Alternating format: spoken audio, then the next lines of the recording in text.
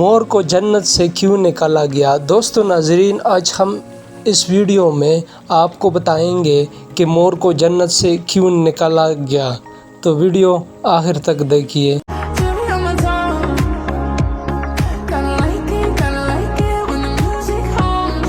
ان سب خوبیوں کے باوجود مور سے ایسی کون سی خطا ہوئی تھی جس سے اللہ تبارک و تعالیٰ نے مور کو جنت سے نکال دیا؟ اللہ تبارک و تعالیٰ نے جب حضرت آدم علیہ السلام اور اماں حوا کو پیدا فرمایا، اس کے بعد ان کو جنت میں بھیج دیا۔ وہ دونوں جنت میں پرسکون رہتے تھے، بہت ہی لذیذ میوے پھل کھایا کرتے تھے، لیکن ایک اناج جس کو کھانے سے اللہ پاک نے انہیں منع فرمایا اور وہ اناج گندم تھا۔ چونکہ شیطان حضرت آدم علیہ السلام کی وجہ سے ہی جنت سے نکالا جا چکا تھا، اسی وجہ سے شیطان کی حضرت آدم علیہ السلام سے دشمنی ہو گئی تھی۔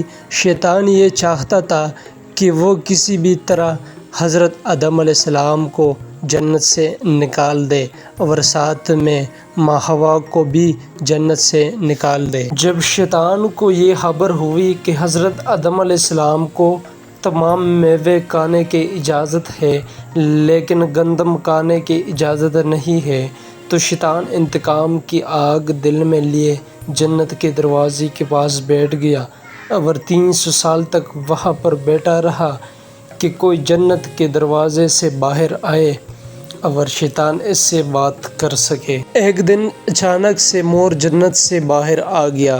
شیطان اس کو دیکھتے ہی بہت خوش ہو گیا۔ شیطان نے پوچھا، اے خوبصورت پرندے، تم کون ہو؟ مور بولا، میں مور ہوں، اب تم اپنا تعارف کراؤ۔ شیطان نے جواب دیا کہ میں عالم کروبیا کا ایک فرشتہ ہوں، میں اللہ پاک کی عبادت سے ایک پل بھی غافل نہیں ہوں۔ میں چاہتا ہوں کہ میں جنت میں جاؤں، وہاں کی نعمتوں کا اپنے آنکھوں سے مشاہدہ کروں۔ شیطان مور سے کہنے لگا کہ تم مجھے جنت کے اندر لے جاؤ، میں تمہیں 3 ایسے باتیں بتاؤں گا جس سے تمہیں ابدی زندگی حاصل ہو جائے گی، تمہیں بڑھاپا اور بیماری نہیں آئے گی، تم ہمیشہ جنت میں رہو گے۔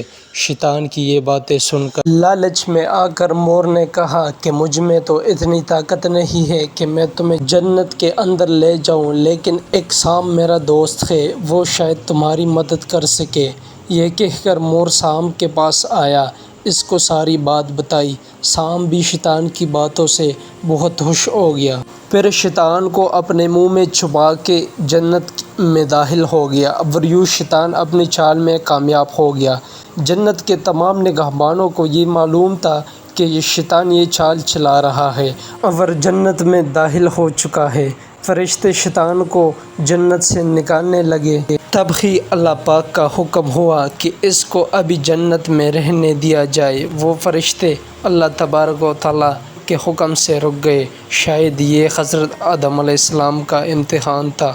شیطان حضرت آدم علیہ السلام کے پاس اور اماں حوا کے پاس جا کر اپنی محبت کا اظہار کرنے لگا۔ وہ دونوں ہی شیطان کو پہچان نہ سکے کیونکہ ماضی کے مقابلے میں شیطان کی شکل تبدیل ہو چکی تھی۔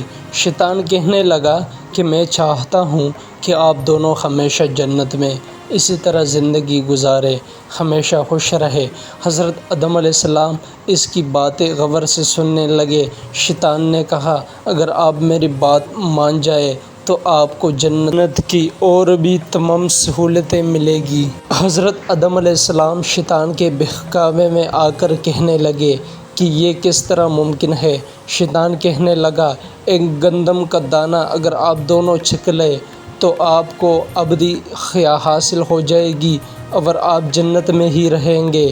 یہ بات سن کر حضرت آدم علیہ السلام کے دل میں رجحان پیدا ہوا، لیکن ان کے دل میں اللہ کی نافرمانی کا خوف غالب آ گیا۔ جبکہ اماں حوا شیطان کی باتوں میں آ گئی، جس پر اماں حوا نے حضرت آدم علیہ السلام کو راضی کر لیا۔ پھر اس کے بعد ان دونوں نے اس گندم کے دانے کو چکھ لیا۔ جیسے ہی گندم کا دانہ ان کے اندر گیا تو دونوں کے ستر واضح ہو گئے۔ جس کے بعد دونوں اپنے اپنے ستر چھپانے لگے اور خوف خدا سے کانپنے لگے۔ اسی دوران اللہ تبارک و تعالیٰ نے فرشتوں کو یہ حکم دیا کہ حضرت آدم علیہ السلام اور اماں حوا کو دونوں کو زمین پر اتار دو۔ حضرت آدم علیہ السلام کو سری لنکا کے قریب نیچے زمین پر بھیج دیا، جبکہ اماں حوا کو جدہ کی سرزمین پر اتارا گیا۔ جن خوبصورت پیروں سے چل کر مور شیطان کو جنت کے اندر لے کر آیا تھا، وہی خوبصورت پاؤں اللہ پاک نے مور سے لے لیے۔ سانپ جو اپنے منہ میں شیطان کو چھپا کر لایا تھا، اس کے منہ کی خوبصورت خوشبو کو چھین کر اس میں زہر ڈالا گیا، پھر مور کے ساتھ ساتھ سانپ کو بھی جنت سے نکال دیا گیا۔